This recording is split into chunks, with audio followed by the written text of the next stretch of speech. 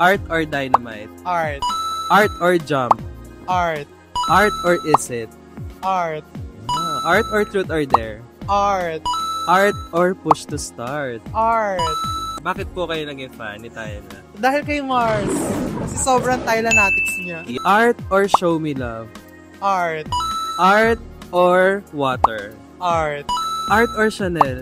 Art. Hi, Art! So, why Art? Because I'm an art truther. Like, ever since na nirelease ka, your HRT.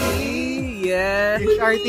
Yes, isulong natin ang karapatan ng mga transgender na mga individual. Tama. Kaya alam nyo ba na si Tyla ay mapagmahal sa mga transgender people? Yes. Kasi gumawa siya ng kanta na HRT.